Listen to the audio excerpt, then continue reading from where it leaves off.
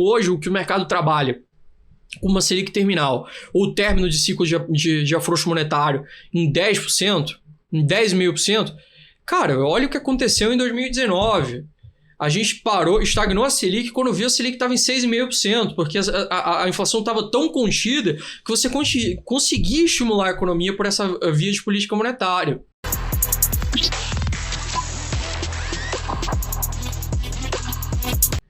Fala, FDBs, tudo bem? Estamos aqui mais uma vez com o seu podcast preferido, O Fundo do Baú. E eu e meu amigo co-host Marcos Saravalho, tudo bem, Marcão? Ah, bem melhor agora, né? Eu tava comendo uma belíssima ameixa aqui antes de entrar. Seja muito... A gente gravou isso, hein? É, tá registrado. Muito obrigado pelo convite. Vamos usar mais um episódio inédito aqui, exclusivo do Fundo do Baú. E continuando com o nosso papo, né? O último papo da aula até do mestre Marcos Saravalho, que tá aqui do meu lado, a gente falou um pouquinho sobre small caps e a gente vai trazer um pouco sobre a distribuição disso agora, né, Marcos Saravalho? Como é feita essa distribuição para o cliente final, alocação, isso é importante com um mini gênio aí, né?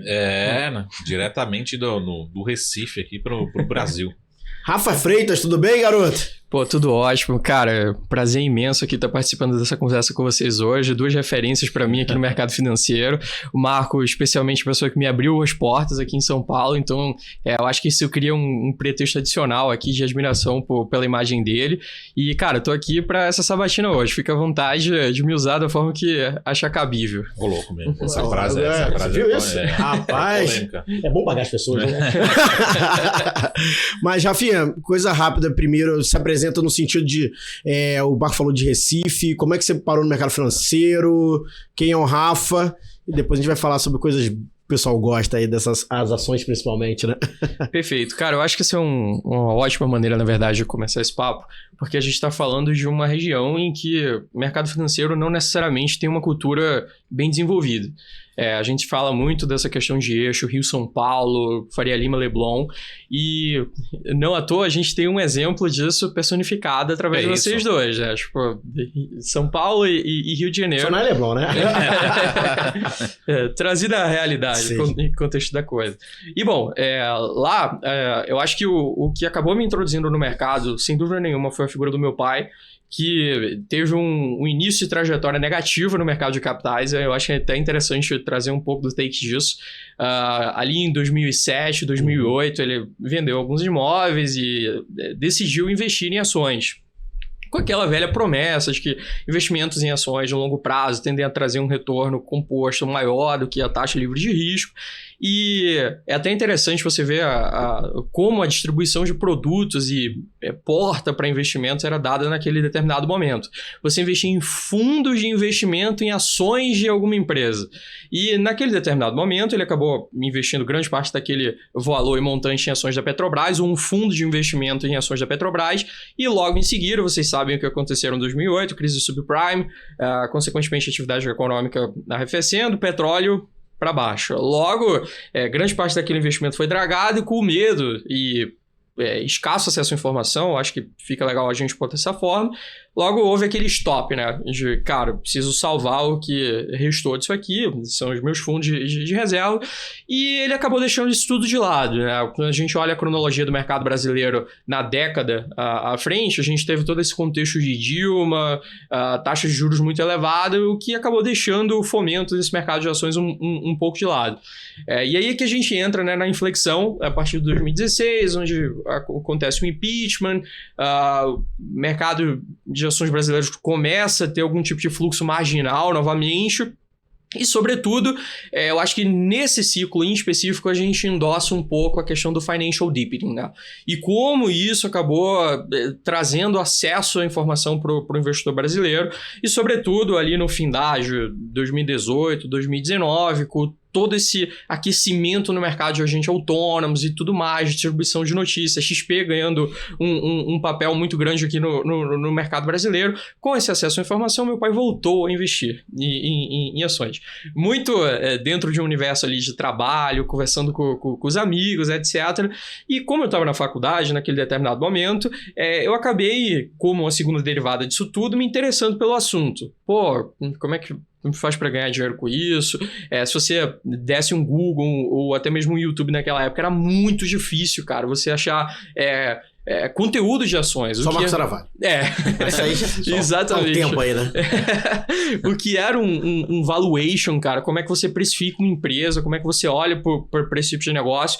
E eu acho que até abrindo um parênteses, comentando um pouco sobre isso, para esse eixo Rio-São Paulo, ou especificamente São Paulo, quando você vê a base acadêmica que você tem como disponibilidade para os alunos que estão saindo do colégio, do ensino médio, você ainda existe-se, na verdade, uma cultura um pouco mais inerente à forma de se lidar com a administração de empresas, com a economia.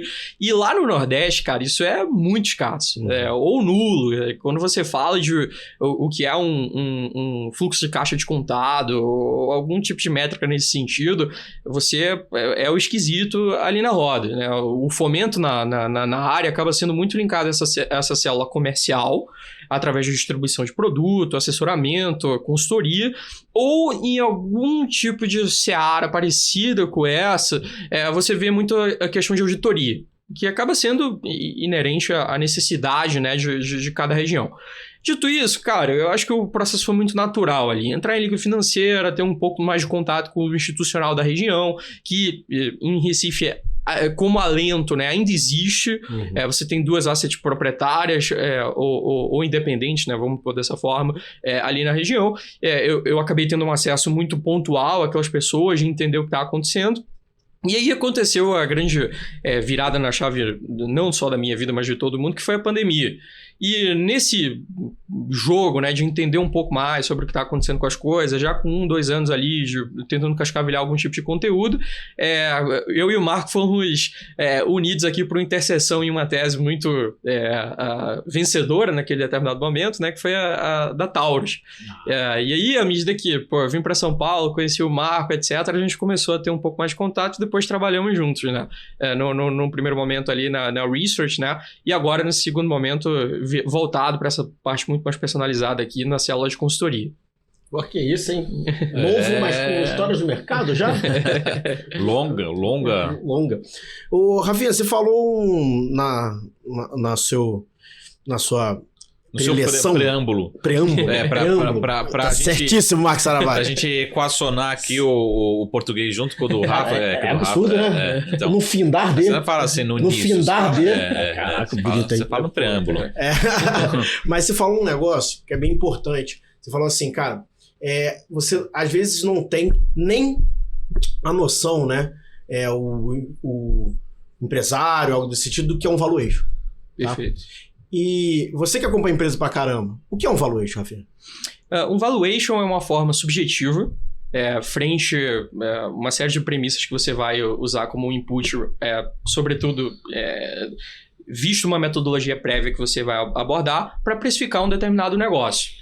Então, hoje, eu acho que a forma mais difundida no mundo de você se fazer um valuation seria através do fluxo de caixa descontado, né? Ou o famosíssimo discounted cash flow, que basicamente vai te submeter a projetar fluxos de caixa daquele negócio até uma maturidade ou até um momento que você consegue perpetuar por uma mínima correção de inflação mais PIB, de crescimento daquele negócio e trazer todos esses fluxos de caixa valor presente para uma taxa que tipicamente vai depender da metodologia, mas como a literatura nos diz, né, será o custo de capital ponderado dessa empresa, que seria o custo de capital dos sócios, o capital injetado, ponderado pelo custo de capital de terceiros, que são as captações de dívida daquele negócio.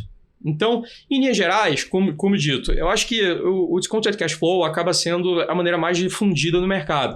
Mas existem maneiras, eu acho que um pouco mais triviais de você fazer isso, através de uma análise de múltiplo, o qual, diga-se de passagem, quando você vê muitos laudos que acabam saindo de deslistagens de empresas de bolsa, etc., o qual você precisa ter um respaldo por parte do auditor, até mesmo para que se configure um cenário de isonomia ou o investidor minoritário, você vê uma média de cenários sendo criada. Você faz o DCF, né, o fluxo de caixa descontado, você faz uma média de múltiplos setoriais, entendendo ali se existiria algum tipo de vantagem competitiva ou até mesmo desvantagem a ponto desse negócio estar tradando abaixo da média ou acima da média. com ágil, um deságio nesse caso.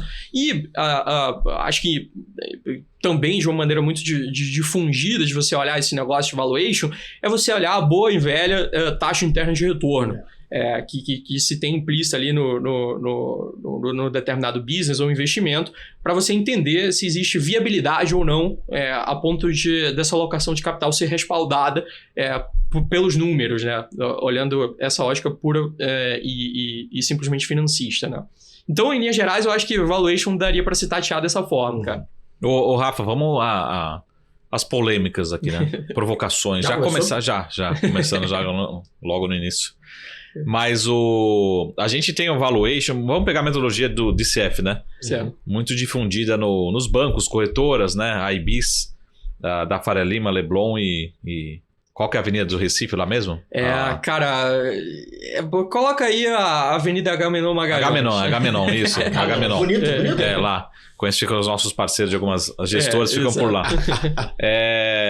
Tem que vir aqui, né? Chamar eles pra vir aqui, ó. Não? Exatamente. Então, a gente tem... E lógico que é um modelo, como você falou, tem lá a sua subjetividade, tem sua crítica, mas é o modelo mais utilizado. Ao mesmo tempo, a gente vê, né, nos grupos aí de discussão, no dia a dia, muita gente que fala assim, não utilizo o DCF, né? Eu sou contra, não acho que tenha o mesmo valor, não acho que tenha um peso...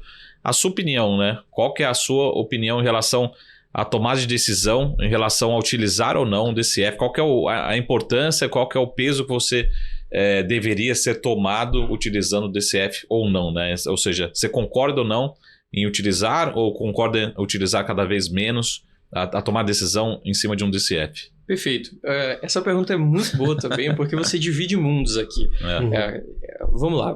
Para você ganhar dinheiro na bolsa, você precisa fazer um fluxo de caixa descontado? Definitivamente não. Mas assim... Bombástico. Bombástico. Não precisa. Mas a partir do momento que a gente começa a distinguir o mundo institucional do mundo varejo, você tem aqui... sua utilidade ao método. Quando você vê a precificação das empresas, por exemplo, para terem ofertas de captação, até mesmo listagem em bolsa, cara, você precisa ter todos os métodos testados a ponto de você entender se existe algum tipo de distorção à maneira que aquilo vem sendo executado. Sim. Dito isso, quando você olhar um banco de investimento, alguma coisa nesse sentido, cara, você vai ter um DCF totalmente destrinchado por célula de alocação de capital ou de execução daquela empresa. Dito isso, quando você olha por metodologia e o como você consegue ir a fundo num negócio como esse, dificilmente você vai ter algo com um nível de acurácia maior do que esse. Mas entenda, quando você vê um prospecto de um deal, tipo, padrão, dentro de um banco de investimento, você vai ver um processo como esse sendo desenvolvido em 3, 4, 5, 6 meses. Do primeiro ao último momento. Quiçá até se alastrando versus esse lapso que eu referenciei aqui. Quando você olha para o horizonte de pessoa física, cara, você... tem uma barreira de entrada a esse nível de conhecimento naturalmente maior e, sobretudo, um nível de tomada de decisão que pode ser capitaneado por analogias um pouco mais simplistas.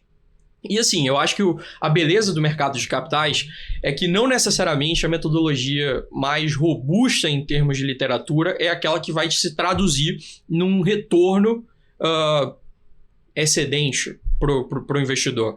Eu acho que a gente brinca muito aqui de traquear performances de assets que são referências no Brasil, não só aqui, olhando mercado internacional também, que você pode ter certeza absoluta que vai ter todo um aparato de literatura, corpo técnico, e que não necessariamente acaba traduzindo isso em retorno para o cotista ou para o próprio acionista. Dito isso está longe de ser uma crítica, mas eu acho que isso se engloba numa linha que permeia a necessidade de cada um.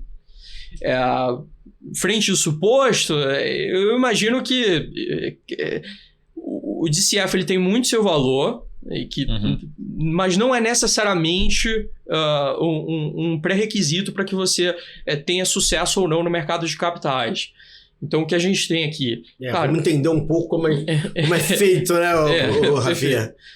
Então, muitas vezes, cara, a gente faz essa quebra aqui dentro, modela a empresa, e em muitas outras, a gente sempre, eu acho muito válido fazer essa analogia. Cara, vamos pegar a ação mais líquida do Ibovespa, ou as ações mais líquidas da Bolsa, Petrobras e Vale.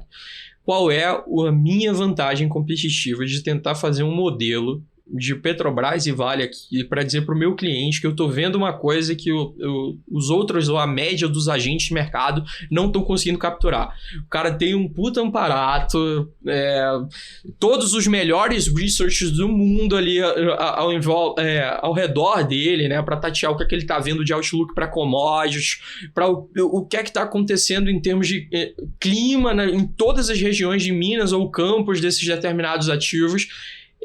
Eu não vou ter vantagem competitiva sobre esse cara. Então, você pegar essa média de consenso e se basear, se você consegue tatear alguma coisa que está defasada ali pro bem ou pro mal, eu acho que funciona e te economiza tempo de uma maneira muito mais prática. Agora, quando a gente olha alguns cases específicos, que eu imagino que a gente vai conversar um pouco sobre eles em instantes, aqui sim eu acho que a gente tem uma vantagem competitiva, cara. Porque o mercado não olha para isso por uma série de fatores.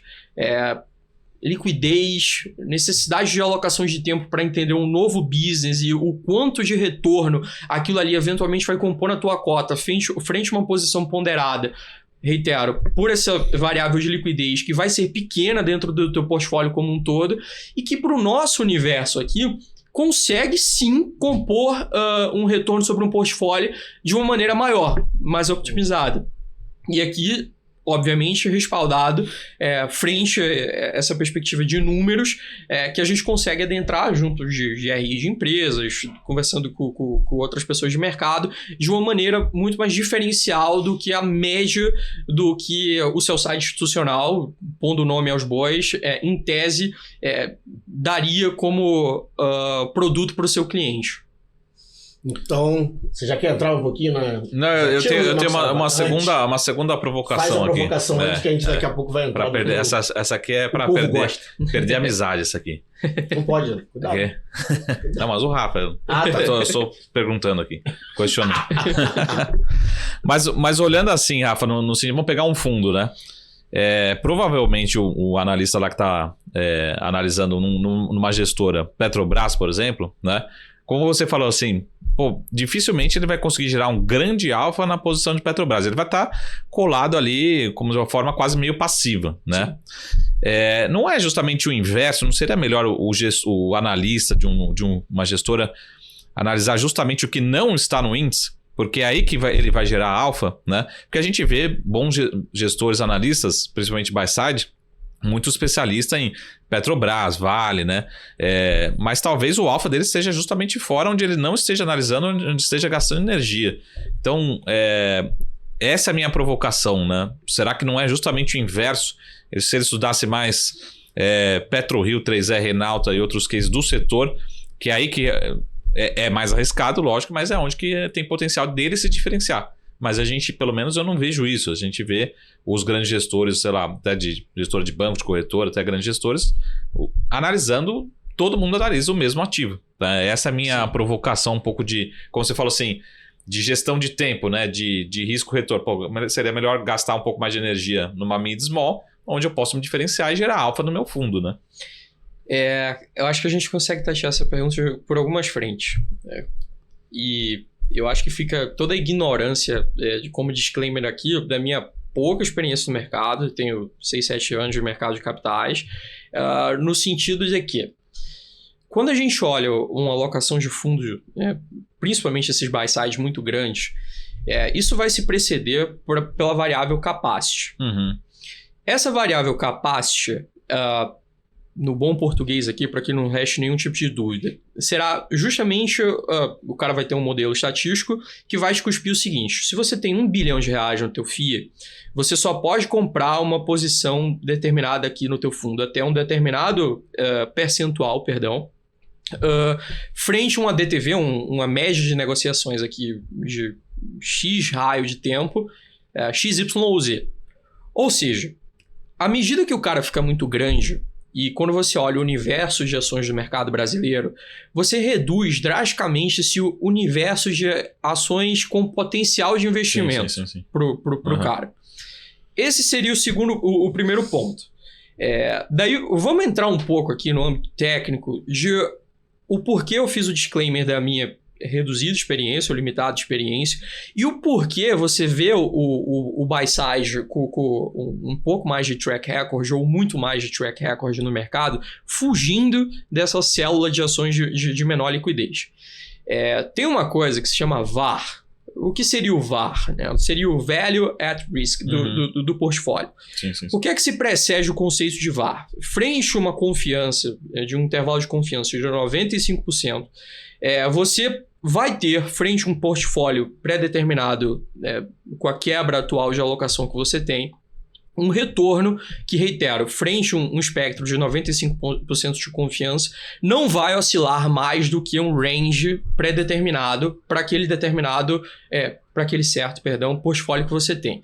O que é que ele vai fazer? Ele vai pegar a distribuição de performance de todas essas ações que compõem seu portfólio nos últimos 2 anos, 3 anos, e vai dizer, essas ações oscilaram no máximo 5% em um dia, no dia mais estressado ali da distribuição, esse negócio oscilou -8%, quando você teve algum tipo de risco de cauda, né, sendo incorporado pelo mercado.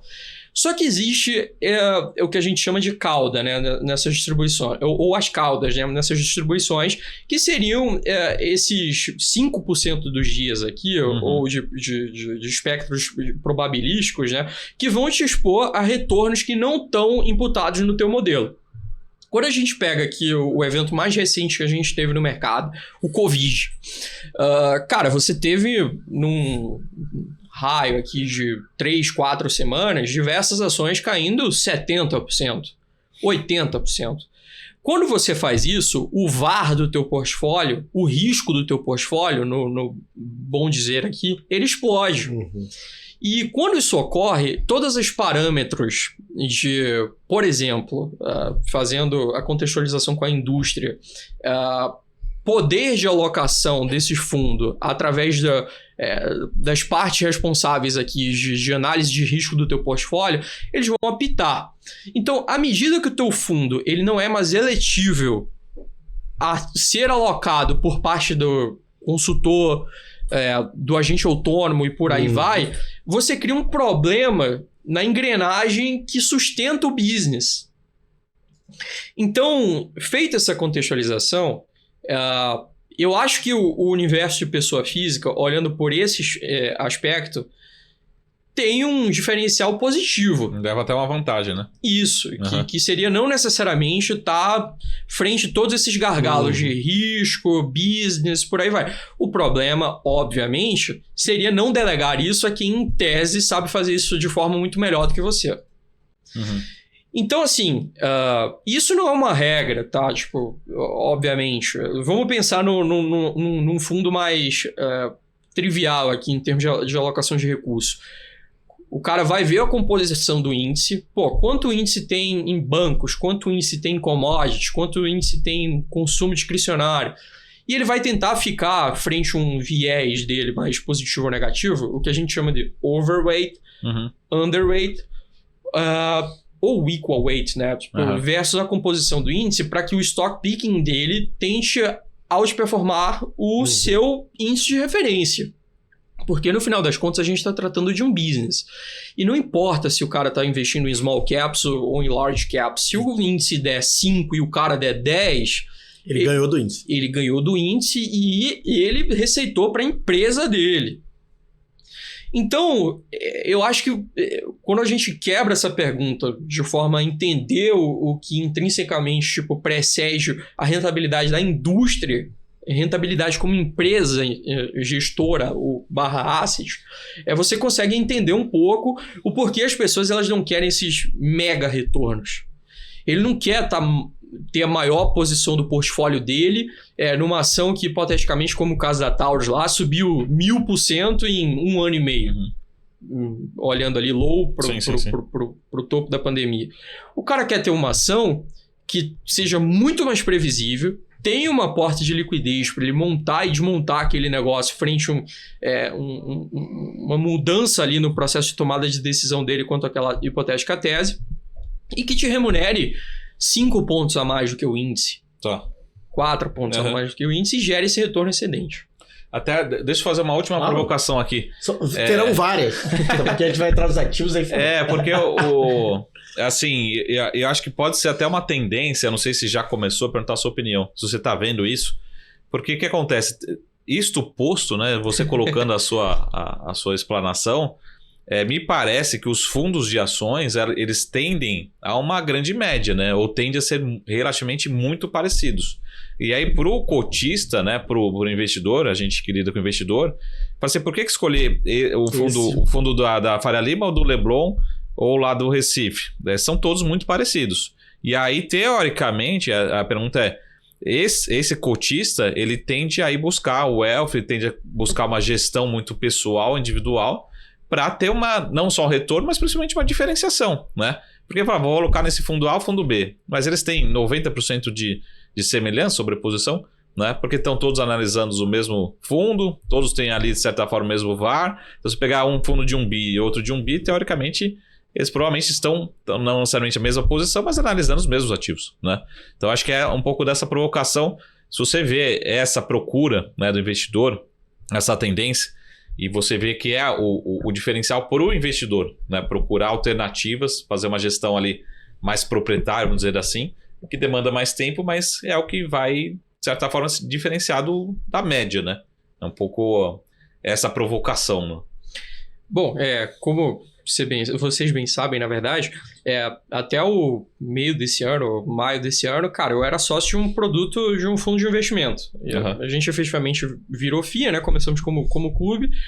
Acabei me desligando desse processo, mas o que a gente sempre escutava quando a gente ia bater na porta de distribuidor, o qual você precisa cumprir uma série de regras para estar dentro das corretoras mais tradicionais aqui do Brasil, era de que, cara, olha, você tem algum tipo de diferencial, assim, a gente vai fazer uma análise fundamentalista, mais rebuscada. Hoje isso está virando mais do mesmo. Como é que, em tese, você consegue filtrar isso, né? Em tese, reitero e friso mais uma vez esse ponto, seria através do track record da gestora. Pô, quantos anos esses caras sobreviveram no mercado e, acima de qualquer coisa, performando acima do índice de forma consistente, com um nível de volatilidade contido. Em cima desse próprio argumento, a gente olha o número de gestoras que acabam performando pior do que o seu benchmark e, sobretudo, deixam de existir ao passar do tempo. Então, assim, é um business, sem dúvida nenhuma, extremamente complexo, nada trivial, e que eu não consigo te dar a resposta do que hoje a indústria está partindo para um pitch comercial de diferencial versus a média. A gente até vê algumas gestoras de nomes conhecidos aqui do mercado agora, tentando introduzir célula um pouco mais quantitativa de como se traqueia dados ali dentro. Mas ainda assim, por incrível que pareça, tudo bem. Eu acho que a janela que esse business, sobretudo para quem investe em small caps, está muito complexa, desde o aumento em conjunto de todas as taxas básicas de juros no mundo todo. Mas ainda assim, esse tipo de gestor ou gestora não vem performando de maneira descorrelacionada do benchmark. Então, assim, em linhas gerais, eu respaldo seu ponto de que o investidor pessoa física bem assessorado ou com um bom aparato de consultoria, ele tem um edge diferencial aqui em termos de indústria. Mas reitero, ainda assim se criam gargalos em ambos os business. Não existe endossar um business e dizer que o outro é ruim. A gente está sempre disposto aqui o quão é difícil você lidar com o turnover de carteira de pessoa física. O gestor, ele tem total autonomia do processo de tomada de decisão. A gente tinha uma tese, eu acho que eu consigo começar a introduzir esse tema aqui, o qual a gente gostava, não só gostávamos, como fazíamos toda a lição de casa de ir conversar com o CFO, em loco dentro da companhia, que você bem sabe qual é que eu estou falando, é Infracoms. Cara, a empresa soltou um resultado depois de... Não começou a cair agora, tá? Tipo, já vinha caindo há bastante tempo, mais de 90% de queda acumulada no IPO. Você tinha que fazer o ajuste disso pelos aumentos de capitais e tal, mas, enfim... nominalmente, essa era a queda que a gente tinha representado ali no ativo desde do início de abertura de capital. O papel a empresa, no caso, soltou o balanço do quarto TRI de 2023.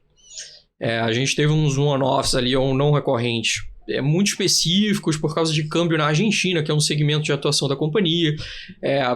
Como você teve um descasamento da inflação e da taxa básica de juros ali com a eleição do Milei em dezembro, a auditoria só no fechamento de aferição do trimestre acabou tendo um descasamento nessas receitas, o resultado veio muito pior do que o mercado esperava. O papel abriu caindo 20% no dia.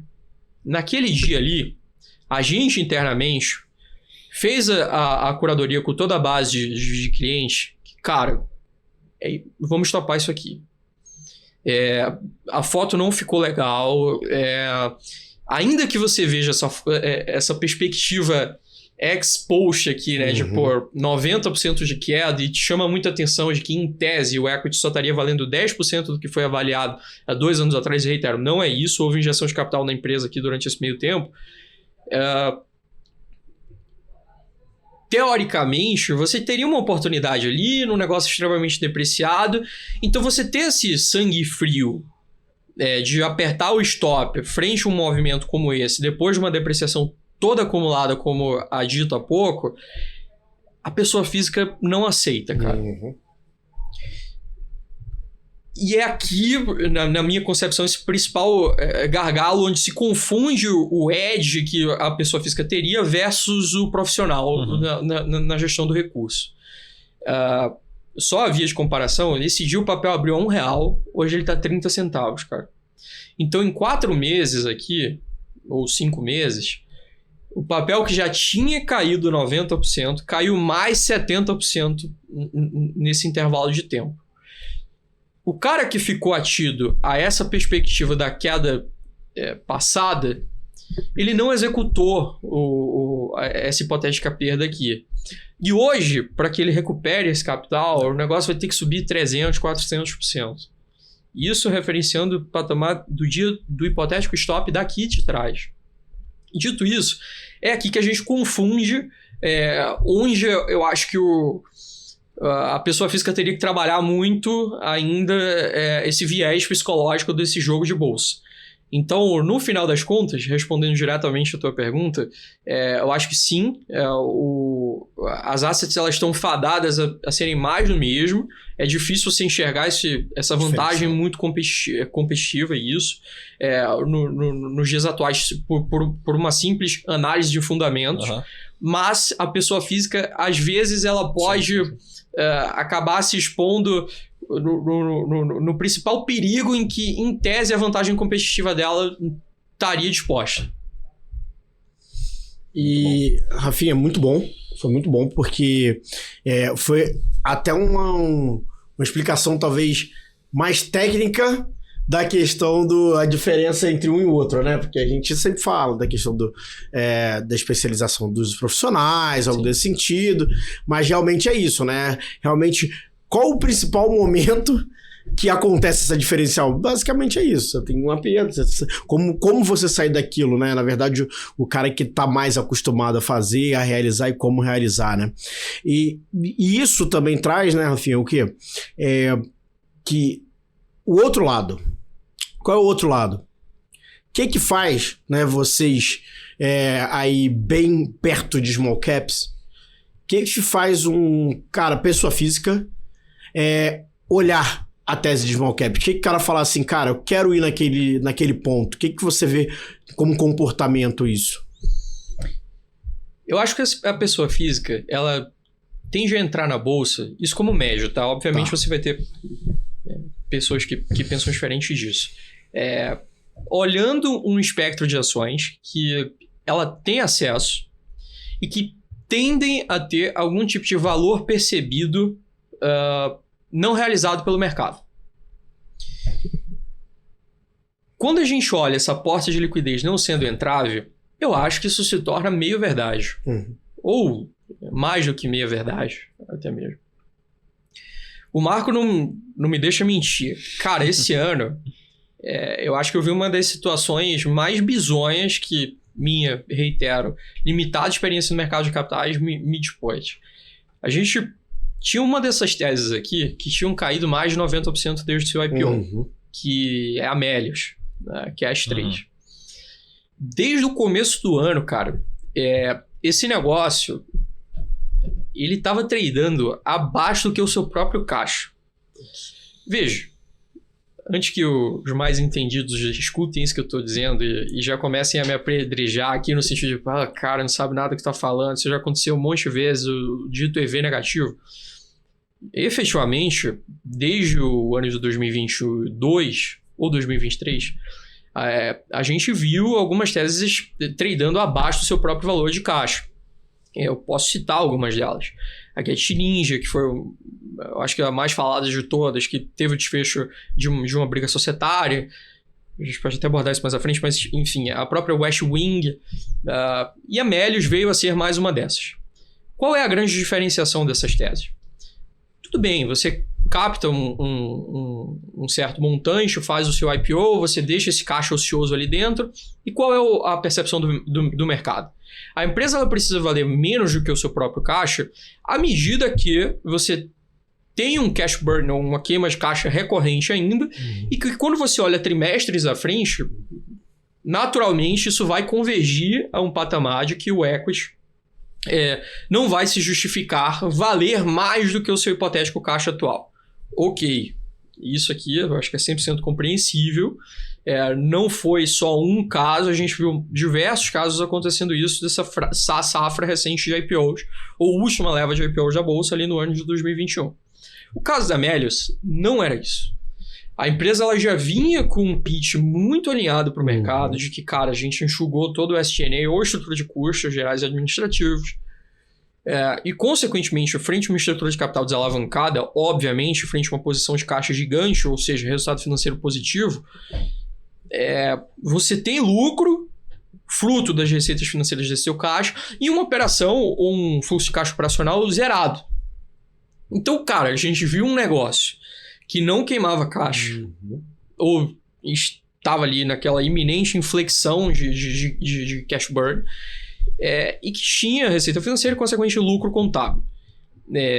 O exercício que a gente tinha que fazer aqui era o seguinte: ok, vamos estressar pela lógica financista da coisa.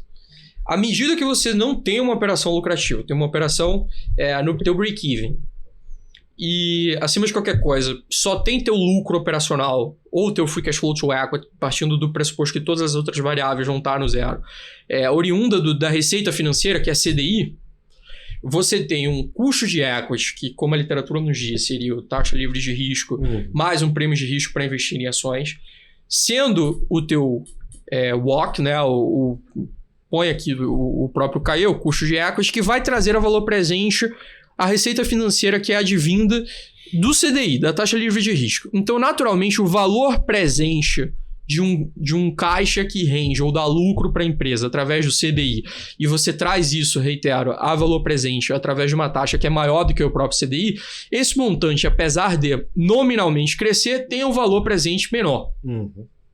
Eu sei que talvez tenha ficado um pouco complexa essa explicação, mas é simples. Nessa percepção, você teria uma leve destruição de valor quando você olha o valor desse hipotético caixa trazido ao valor presente, olhando anos a seguir. Então, nesse caso, a gente teria que ter um desconto aqui desse delta da taxa livre de risco versus a taxa de desconto que você está usando.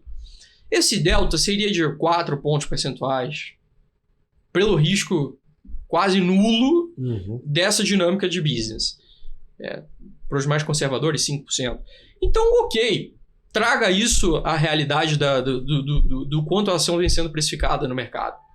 Cara, a gente viu a Melius tradando 27% abaixo do valor do caixa. Nesse universo desse tipo de ação, cara, você tinha um upside limitado, mas um downside que na nossa concepção era negativo. O que é que você precisa aqui para que o mercado se torne eficiente nesse tipo de case? Algum tipo de trigger, cara. Que tire a percepção de risco ou que reitere, evidencie esse tipo de coisa para o mercado. Porque aqui eu faço um gancho. Como a gente estava falando de Petrobras e Vale. Cara, se sai o campo de Búzios é um dos maiores campos de produção da Petrobras. Se você tiver algum tipo de problema na produção do campo de Búzios, amanhã, cara, o mercado vai arbitrar isso. O papel vai cair o quanto o mercado acha que isso vai impactar no valor presente da operação da Petrobras frente à o hipotético delay de efetivo conversão de produção em resultado operacional por parte da empresa. No Melios, nesse caso específico, cara, os agentes de mercado não estão olhando para isso.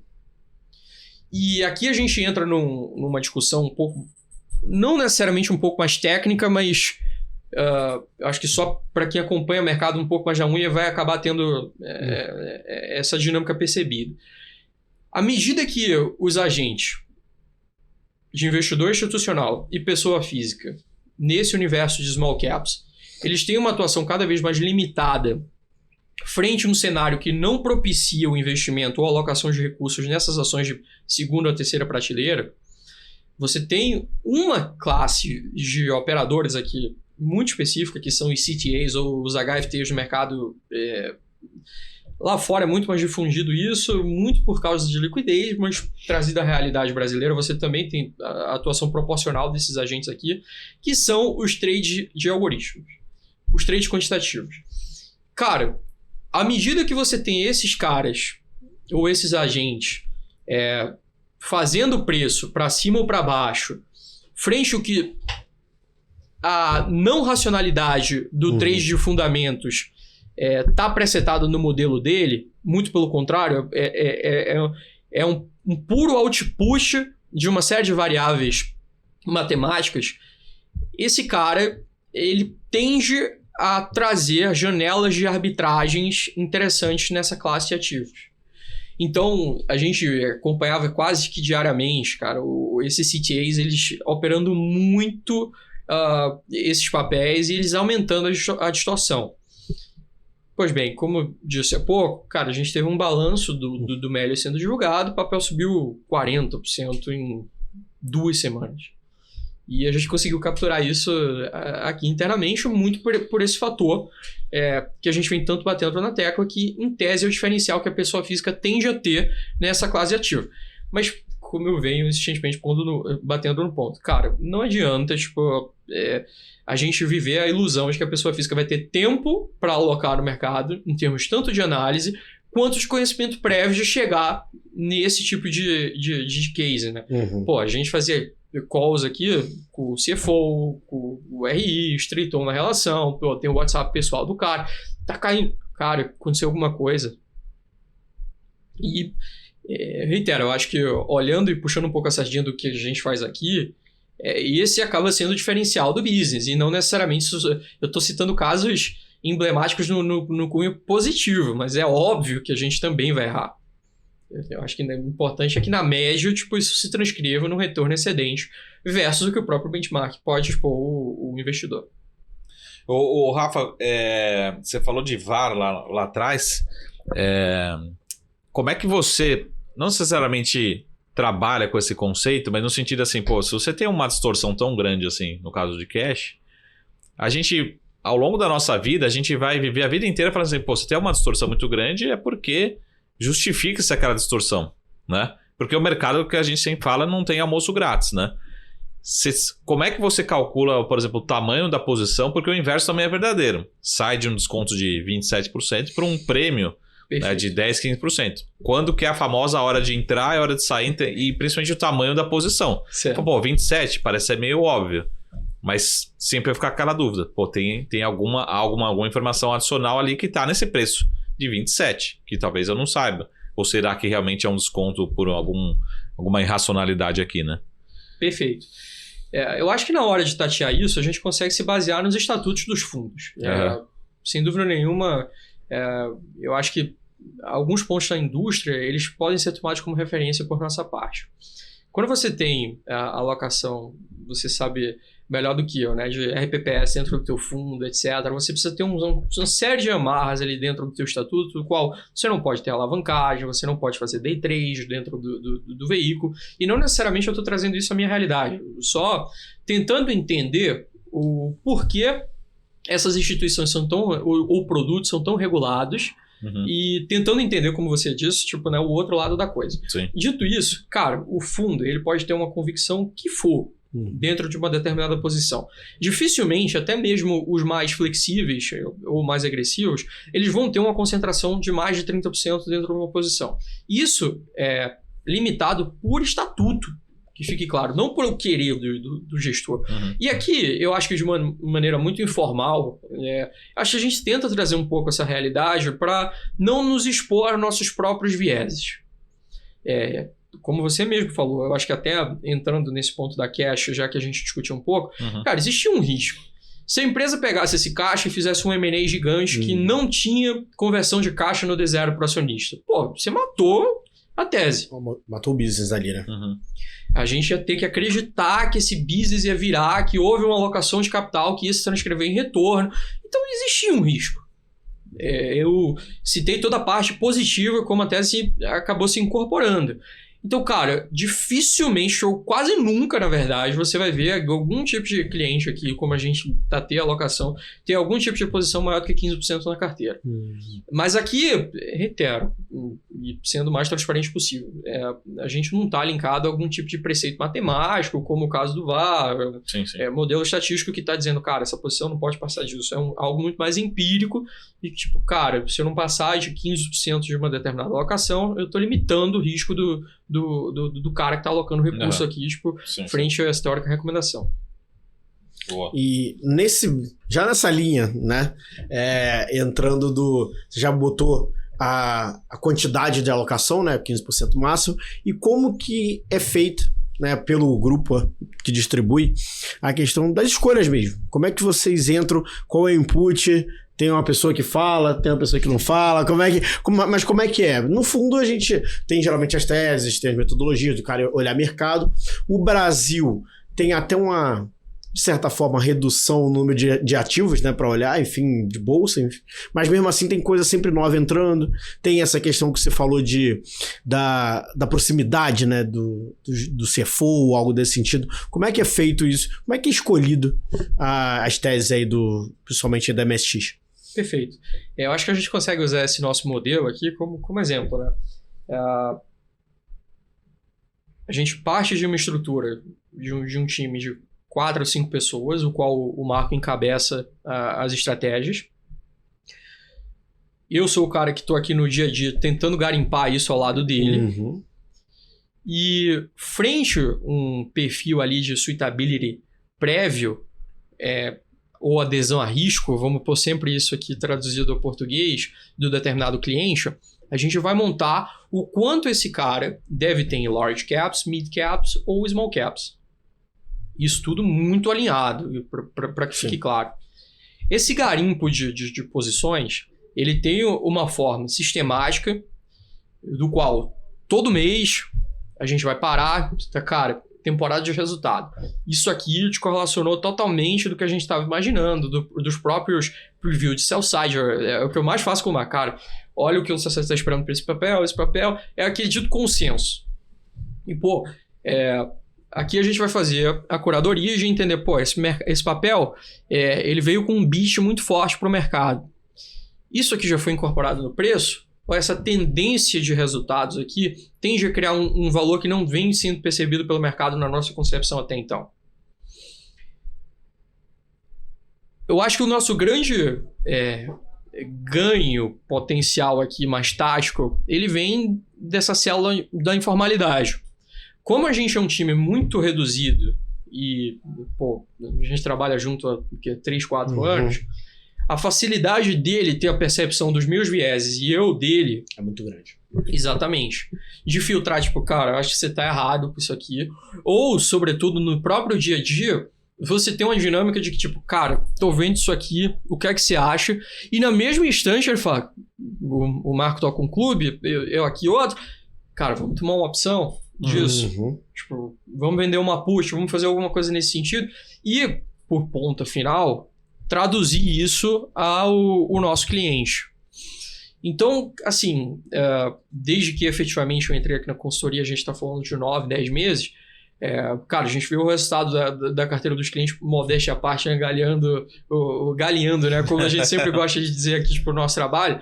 Pô, eu acho que está muito convincente e que todo esse processo que eu citei há pouco, ele vem se traduzindo não só em um teórico modelo, mas sim em resultado para a ponta final. E que diga-se passagem, a gente sofre volatilidade. Cara, hoje a gente está no dia 30 de julho. Se a gente fizesse esse podcast aqui há um mês e meio atrás, eu ia estar desesperado, cara. Tipo, acho que está um puta momento de compra. Tipo, porque a gente traqueia aqui dentro, tá difícil encontrar tipo, muito espaço para deterioração de cenário. E acho que é importante deixar muito claro isso, sendo totalmente apartidário com esse cunho político. E sempre olhando única e especificamente essa ótica do valuation, do que é que o mercado vem precificando e pondo implícito ali no preço das ações. Dito isso, nesse horizonte aqui de um mês e meio, como de ser pouco, a gente teve uma reprecificação brutal em alguns nomes que a gente carregava e que finalmente acabou premiando, né, o carrego e análise prévia dessas teses. Então, acho que em linhas gerais consigo responder a sua pergunta dessa forma. E até botar um marco nisso também, aí que você falou da questão apartidária e tudo. O Brasil não tá barato há muito tempo, por que tá sempre barato? Sou co-host aqui. A cara dele. Mas então, Rafinha, porque você falou, né? Sim. Da visão, né? De quanto barato que tá. Mas tá sempre barato, como é que tá isso aí? Essa pergunta, eu acho que ela é a mais chave para o nosso business. Né? Quando a gente olha o que todo mundo fala da Bolsa, desde que a gente começou a ter esse aperto monetário no Brasil, de 2021 para 2022, de que, cara, a Bolsa tá barato, e só fica barato, não sai dessa perspectiva de múltiplos à frente, ou forward, né, como o mercado chama, de sempre estar no limbo. Cara, eu acho que a gente tem um ciclinho e o ciclão. Vou fazer a brincadeira dessa forma. Dentro do ciclinho, que são as repercepções de humor do mercado, tal como o mais recente possível que a gente consegue usar como referência. O mercado ele vem batendo muito na inflação implícita para os próximos vértices da curva de juros. O mercado ele chegou a ficar tão esquizofrênico nesse sentido que a gente chegou a ter, para o vencimento da curva de juros de 2024, embutido aumento de Selic, mais de um aumento de Selic para esse ano. O que tinha uma dissonância abissal para o que o Banco Central vinha comunicando. Ainda que você tivesse tons extremamente duros, não se cogitava nenhum tipo de aumento na taxa básica de juros para o ano vigente. Dito isso, qual era a variável que estava impactando nisso? Prêmio de risco, dentro da curva.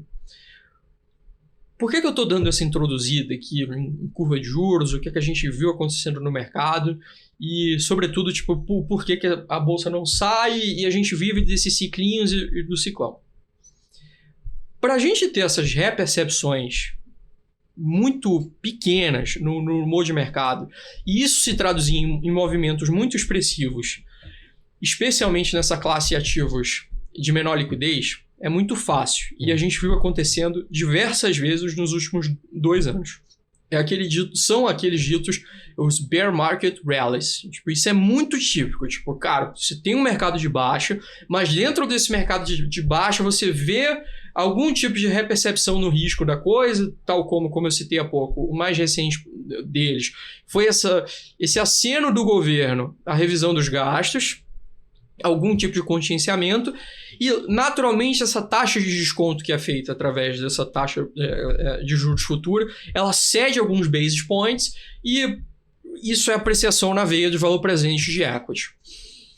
Dito isso, a gente vem vivendo, cara, como eu disse há pouco, nos últimos 2 anos e meio, muitos desses ciclinhos.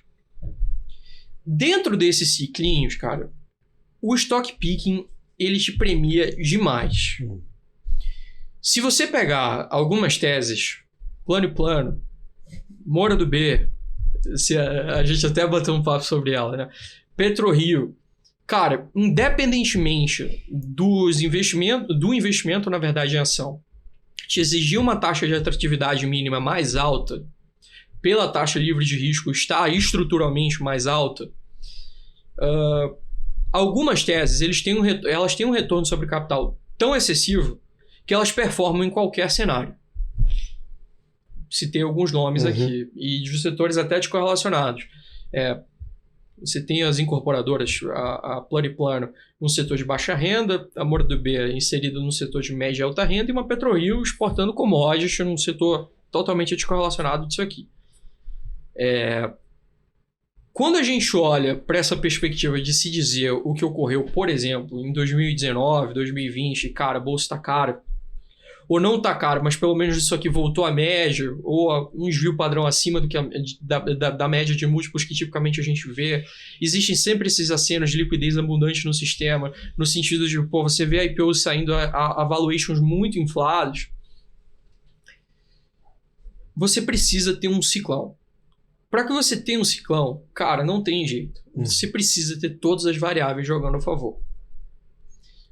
Qual é essa variável mãe? É os juros, cara. Ou são os juros. Quando você olha não só por perspectiva Brasil, mas perspectiva global. O nosso grande pitch aqui é que nós tivemos um fenômeno poucas vezes visto na história, que foi um fenômeno inflacionário no mundo todo, que acabou levando que, em conjunto, todos os bancos centrais subissem juros ou fizessem o dito aperto monetário em conjunto. Agora, em tese, a gente passou por todo esse momento ruim do mercado de equity. Em tese, eu gosto em tese, é sempre assim. Então, agora, a gente está vendo a inflexão desse ciclo ocorrer, onde, mais uma vez pegando o gancho, em tese, nós vamos ver o afrouxo monetário mundial acontecendo sequencialmente. O Brasil começou um pouco antes, porque a gente começou essa curadoria de maneira prévia também às demais nações. Dito isso, em tese, eu acho que a gente tem tudo para ver aqui, caso toda essa célula política não saia um pouco do controle. Eu acho que a gente sempre tem que ser apartidário, sempre olhar números, mas não ser negligente ao que o cenário está nos conduzindo. Eu acho que a gente não está num cenário catastrófico aqui, em termos de condução de dívida pública, expectativa de inflação. Não acho que esse é o caso, já emitindo aqui a minha opinião. Mas esse cenário ele é muito dinâmico. A gente pode estar conversando aqui daqui a 6 meses e, eventualmente, as expectativas não só do mercado, mas as realizadas serem outras. Aqui é o processo de não cair nesse papinho. Eu acho, talvez esse seja o principal comentário que eu vou fazer, principalmente para pessoa física. Cara, essa história de buy and hold, de só compra, de preço não importa, ela é muito perigosa. Existem alguns setores que têm uma perenidade aos seus business, naturalmente, que vão te facilitar esse processo na tomada de decisão. Mas não é tão simples quanto parece. E o cenário dinâmico, ele necessita de uma leitura tão dinâmica quanto, a ponto de você entender o quão propício, esse investimento necessariamente em equity ou em bolsa, ele está favorável ou oportunístico para o investidor. Então, acho que em linhas gerais seria isso. Eu vou te trocar na aula. Okay. Não precisa mais ser você a aula. Agora quem vai dar aula é o Rafa. O novo professor nessa cadeira, né? Assumiu. Fale, Marcos Saravalho. Só pra gente concatenar aqui e deixar um recado final, né? No sentido assim, acho que é muito uma opinião, pode ser da MSX, pode ser sua, mas muito a sua opinião, no sentido assim, de quanto que você... E eu sei que essa palavra aqui é muito subjetiva, mas o quanto que você vê de oportunidade, de upside, e até falando um pouquinho que o Pedro falou assim, a gente tem aquela visão de que tá barato, mas parece que a gente tá no histórico recente de que vamos ficar barato por muito tempo ou não tem perspectiva. Então, será que a gente tem espaço em algum dia de voltar para a famosa convergência média, né, em termos de múltiplos, voltar ali para 10, 11, 12 ou 14 vezes, que seria o natural de alguns cases? Como você vê essas condições, né, condicionantes acontecendo ou não? Né? Ou seja, realmente, de fato, é um trabalho de trabalhar com um ciclinho, como você falou, trabalhar no stock picking, né? Como é que você vê essa construção entre o ciclão e o ciclinho, como você deixou aqui? Não, eu acho que assim, o que se beneficia no ciclinho vai voar no ciclão. Então, esse processo de curadoria do stock picking aqui no ciclão, ele é muito menos peneirado. É o que todo mundo fala, é bull market, cara. Tipo, compra qualquer coisa que vai subir. Sim. Até tijolo voa. Olha, eu vou dizer, isso não é mentira, cara. Quando você vê o mercado em frenesi, cara, você pede o máximo que você pode de qualquer rateio de IPO, você leva uma quirela do negócio, tipo, e o IPO abre subindo 20%, 30%, 40% no dia. A gente tem exemplos emblemáticos aqui. Mosaico, maior alta do IPO da história da Bolsa Brasileira. Tipo, o negócio esfarelou hoje. Sim, tantas outras, né? Mas em linhas gerais, cara, eu acho que investir em bolsa, como sempre foi, o que a literatura, o que a história nos mostra, é que independentemente de qualquer link à política, e óbvio, salve algumas exceções, é uma eterna regressão à média. Então, a gente vai ter janelas de frenesi extremo e janelas de depressão extrema. Os caras que viveram... o Marco tá aqui, o Pedrão tá aqui, eles podem falar muito melhor do que eu. A janela de bolsa, 2009, depois daquele hype da volta do subprime, especialmente o Brasil, né, no caso, até 2014, no limbo da Dilma, cara, eu acho que é muito comparável a esses 3, 4 anos que a gente está vivendo pós o ápice da Bolsa em 2021. Cara, uma depressão extrema, indústria com uma dificuldade absurda de captar, você vendo demissão em massa. A gente estava conversando isso esse final de semana. Banco de investimento cortando investimento. Ficou até prolixo, mas cortando capital humano, custo, porque você não tem disponibilidade de dinheiro. Me parece muito claro e eu acho que no Expost vai ser muito fácil de você ver isso, que a gente vai viver mais uma vez essa regressão à média. É óbvio que cada ciclo ele precede as suas particularidades. Então eu não sei o que necessariamente vai catalisar a alta aqui dentro. Você pode ter um ciclo muito específico favorável de todos os bancos centrais ao redor do mundo cortando juros, de expectativa de inflação sempre sendo revisada para baixo. Então hoje o que o mercado trabalha com uma Selic terminal ou término de ciclo de afrouxo monetário em 10%, em 10,5%, cara, olha o que aconteceu em 2019. A gente estagnou a Selic quando viu a Selic estava em 6,5%, porque a inflação estava tão contida que você conseguia estimular a economia por essa via de política monetária. Então, se esse contexto todo, que não parece trivial hoje, mas nunca se idealizar daqui a 2 anos, acho que para o investidor entender um pouco como essas coisas conversam, a cada 100 bases ou 1 ponto percentual que você tem de arrefecimento na taxa longa de juros, cara, isso aqui para uma empresa hoje que não é lucrativa e vai ter o duration desse teu teórico fluxo de caixa aparecendo daqui a 2, 3 anos, isso aqui é 20%, 30% de valor presente sendo incorporado na tela. Então imagina se hoje o que o mercado trabalha como taxa longa terminal em 10,5%, sair desse dito patamar para uns 7,5%. Cara, a gente tem 300 bases. A gente tem 3 pontos percentuais. O que tem de ação que vai dobrar, triplicar, e eu acho que acima de qualquer coisa, além da variável taxa de desconto, você tem a variável elasticidade, PIB, taxa de juros. Se você tiver uma taxa de juros estruturalmente mais baixa, o fomento da economia vai ser muito maior. Em tese, se isso não for de forma artificial, cara, você vai ter um top line, uma demanda pelos produtos das empresas crescendo de maneira muito maior do que a gente tem como consenso hoje. É aqui que a gente vê um bull market, onde uma tese de varejo, uma tese de construção, esses business um pouco mais cíclicos andam 200, 300, 400%. Isso vai acontecer? Não sei. Mas eu acho que a assimetria está a nosso favor. Pô, se eu estivesse comprando bolsa no high de múltiplo, o argumento seria o contrário. Sim. Agora não. A gente tem esse edge talvez as coisas convijam a média e a gente esteja no low do ciclo aqui, né? Ou seja, no Brasil, em 10 minutos muda tudo, em 10 anos muda nada, né? É verdade. Rafinha, brigadão. Cara, bom pra caramba. Já substituiu o Marco na aula. Não vou fazer mais aula com o Marco. Vou fazer com o Rafa, por favor. É porque ele fala muito melhor. Cara, para com isso aí, velho. Para com isso aí. Não, é isso que ele quer, mas é isso que ele quer. Galera, brigadão. Marcão, Rafinha, um abraço e até a próxima.